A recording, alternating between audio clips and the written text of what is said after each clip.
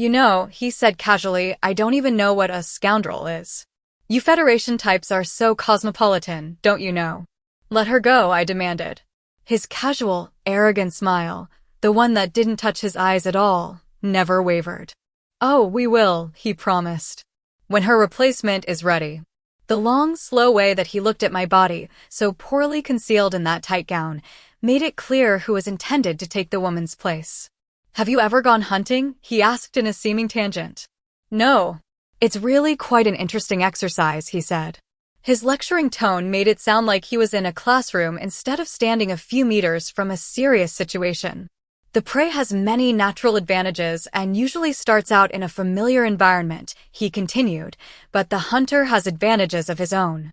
The challenge is to see who can make the best use of those advantages. It's interesting that success for either the hunter or the prey leads to greater skill in the next encounter, while failure is fatal only for the prey. Get to the point, I interrupted. But that is the point, he said cheerfully.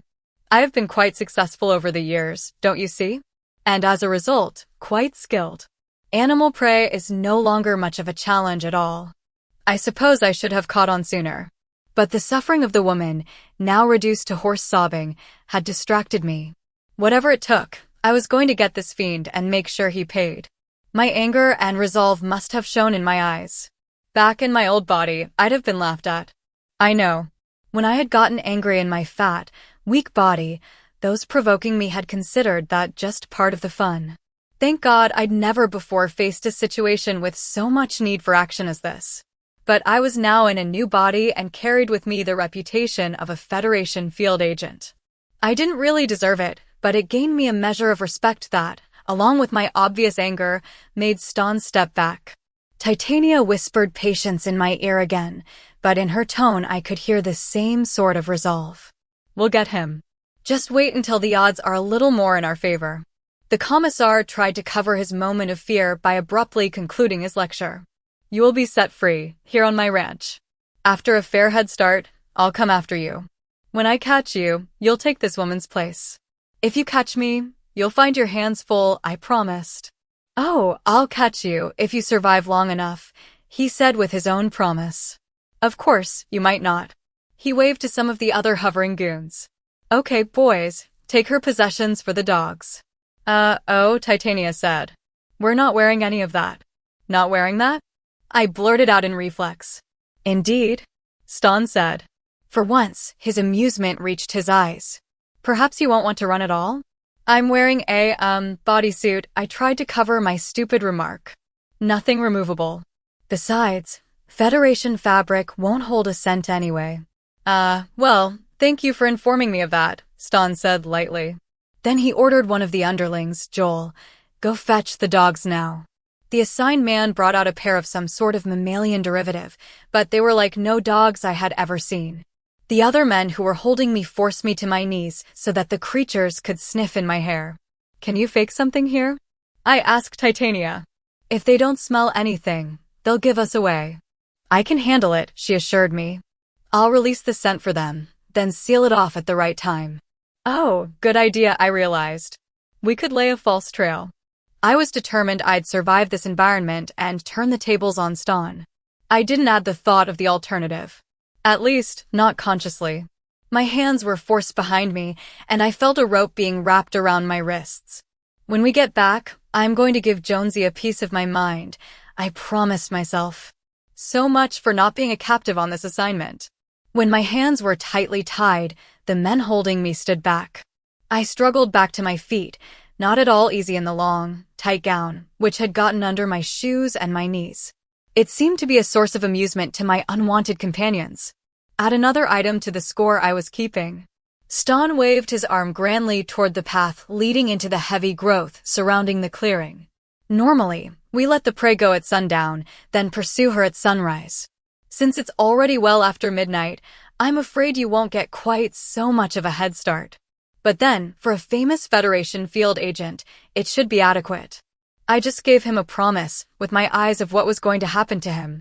His own brow furrowed in reaction, his confidence slipping for another second. But that mouth-only smile appeared quickly as he and all the men stepped back, opening a corridor toward the jungle. It was hard enough to walk in the heels Titania loved so much, even on smooth floors. The gown didn't make it any easier as it nearly tied my knees together. And the ropes that held my wrists behind my back forced me to sort of wiggle my way along with precarious balance. Small wonder, then, that the crowd behind me hooted with lewd and profane suggestions while I tried to get far enough through the jungle to get out of sight. A part of me wanted to go into great detail about how truly wonderful I found being a woman, but I was saving that rage for Stan. As soon as we were out of sight, Titania had me stop. Let me fix a few things. Please do, I thought. You can clench your teeth even better when you're only thinking of saying something. The first thing Titania did was extrude something to cut the rope holding my wrists.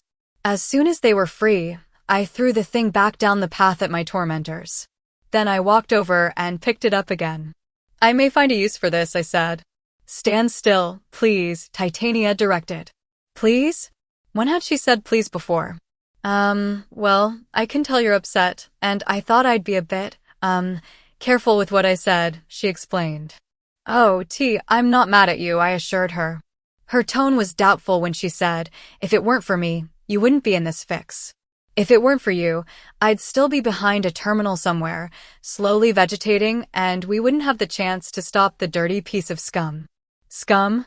Well, somehow it seemed appropriate, I said, snickering at her confusion despite my anger. Scum he is, then, Titania said with her own giggle. While we had been talking, she'd reabsorbed the skirt of the gown, leaving me with the legs of my traditional jumpsuit. The deep blue worked pretty well in the dim, bluish moonlight, actually better than black, so we were soon moving further into the jungle.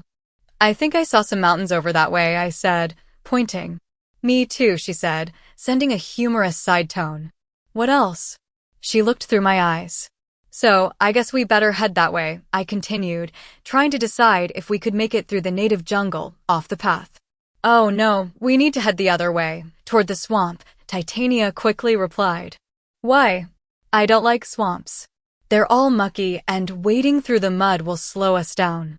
It will slow down our pursuers, too, Titania pointed out. But more than that, it will hide our tracks. Can't you change our footprint, disguise it somehow? I asked. She nodded mentally but said, however, if the tracks of a woman's spiked heel suddenly stopped, and those of, a wolf or something else of comparable weight suddenly started, don't you think they'd be suspicious? Oh, I hadn't thought of that. Trust me, Zora, as you've never trusted me before. It is for this that my race evolved. We have been helping our hosts avoid predators since your own ancestors were still trying to figure out that a stick could become one of your tools. Well, that was pretty compelling logic, so for the next hour I just went where T suggested. That's when we heard the dogs. Not quite sunup yet, I observed. Neither one of us was surprised. Yes, replied T.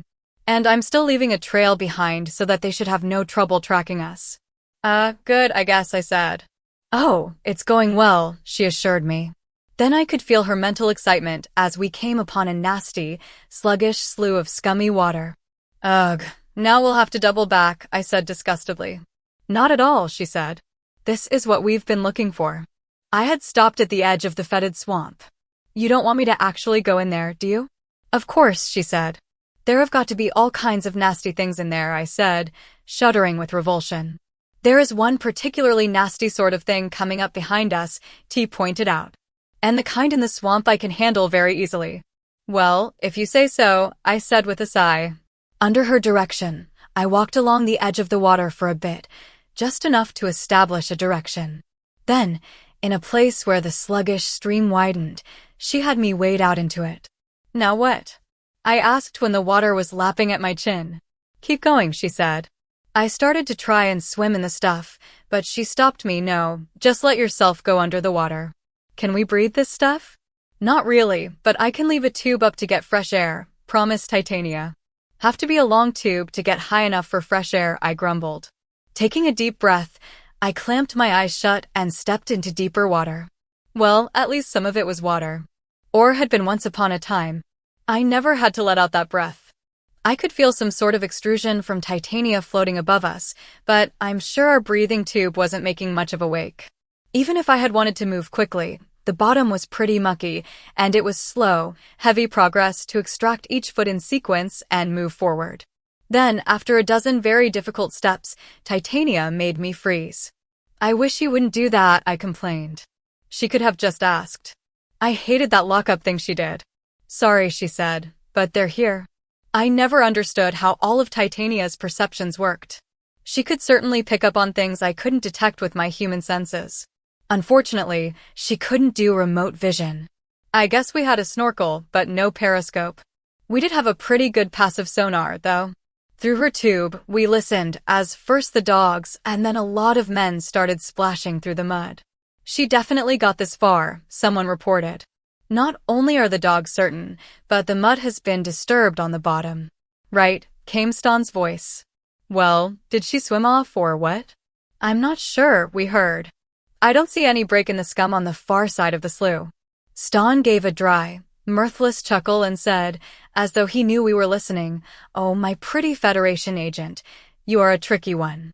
All the other prey went directly for the mountains. Most women just can't handle the thought of getting all dirty in the swamp. But then I already knew you were special, worthy of the hunt.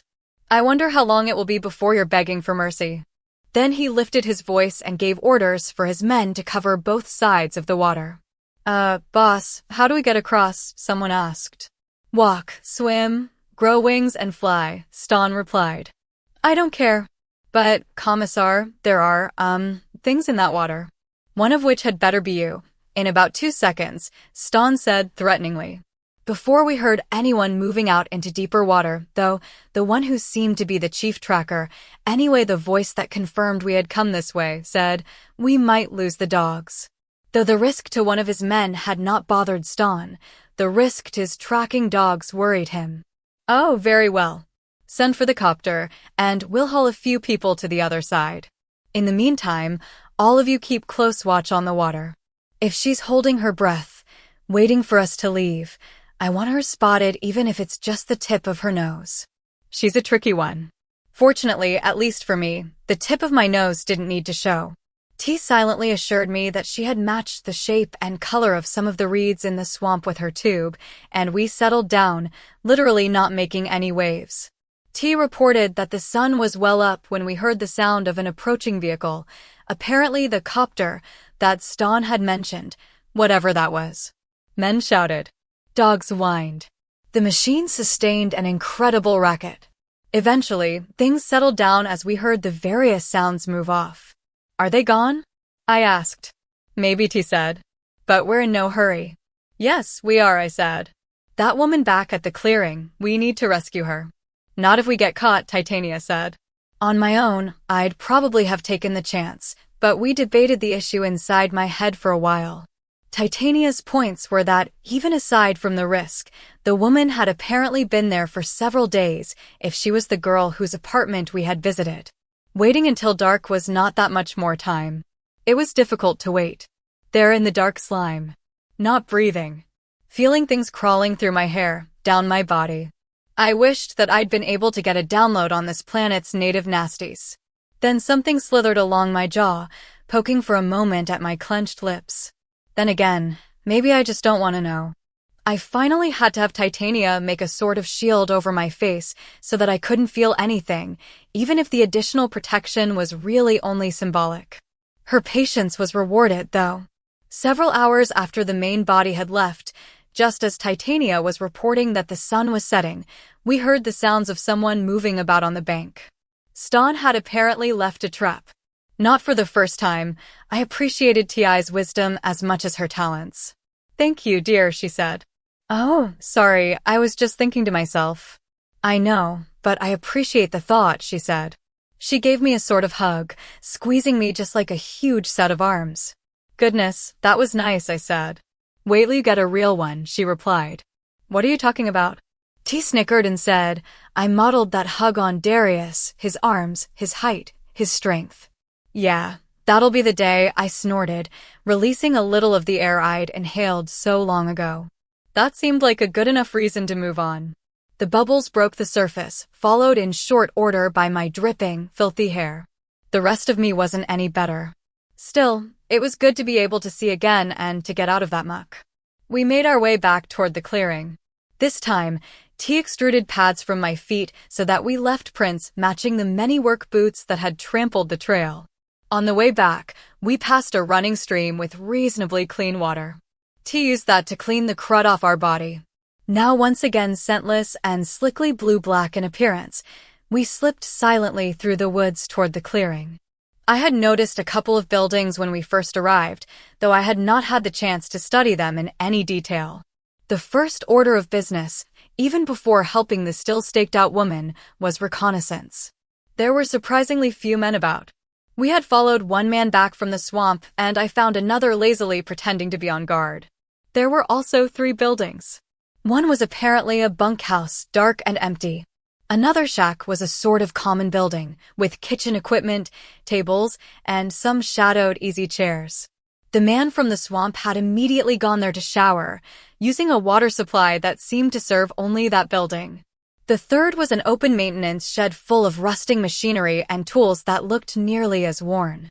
The outside guard was hanging around outside the maintenance shed, leaning back in a chair and periodically looking down the path I had taken the previous night. He could see the woman, though, so I had to do something to him before I could free her. "Remember that hard club you made of my fist?" I asked my hidden partner. In response, my fist thickened and hardened once again. T did her soundless trick with my boots, and the only noise that broke the jungle murmur was the dull thud of the man's head collapsing. I didn't think this one was going to get up again, with or without his teeth. With the outside threat taken care of, I hurried to the now silent woman in the clearing. When I approached, she roused and started a faint, weak, high-pitched keening. "Shoo," I hissed, trying to quiet her. "Stay away," she moaned. "Don't hurt me anymore." "I won't hurt you," I promised in a whisper. "I'm here to help you." "No, you're not," she claimed, tossing her head around, wide eyes trying to make out my shadowed form. "You're just like all the others." "Like the others?" I was nothing like the brutes who had attacked her. "I couldn't hurt her like that." "Not now, you couldn't," Titania whispered to me. "Huh?" I grunted in surprise. Then I realized what she was saying. Right now, I was a woman, too, in any way that mattered. I could offer solace without threat in a way that no man could. Though I never would have assaulted her, nor any other defenseless woman, now the form I wore could convince this poor victim of that in a way that words from a man could never do. And right then, I was just as happy not to be one of the gender that had done this to her. "Listen, Kanda," I said, remembering her name. I spoke softly, but with a real voice instead of a whisper, letting my clear contralto add to my claims. Still, it was hard to just say it out loud. I'm a woman like you." "I won't hurt you." "A woman," she said, trying to get her bruised and swollen eyes to focus. "Yes," I confirmed. "My name is Zora, and I'm from the Federation." "Zora," she whispered, sagging back to the ground. "Yes, Lieutenant Commander Zora," I repeated. Like my rank made any difference to her. I moved slowly to her side, slashing quickly through the ropes holding her with my handy symbiont blade. One of Canda's knees was bending the wrong way, but what really worried me was the swollen bulge of her stomach. I touched it gently, though not gently enough. She moaned. "Don't do that." "What's wrong?" I asked. "I don't know, except one of the men just beat me, instead of even harming me." I felt such pain inside, and it hasn't stopped. I tried to lift her from the ground. "I have to get you help." "No," she screamed, too weak for real volume, but still terribly loud in the darkness. I froze, worried that the sound would bring the guards, but the cry of a nocturnal animal sounded almost an echo of her scream, and I realized the noise she had made didn't seem that out of place. "Don't move me," she gasped. "Something is wrong inside. I can't stand it." "I can't just leave you here," I said. Kanda just repeated weakly, "Don't move me."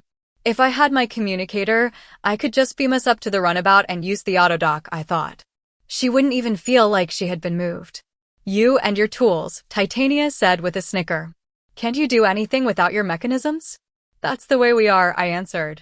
Then I realized that though we might be redefined from humans and the Federation to Titania and me. "What about you?"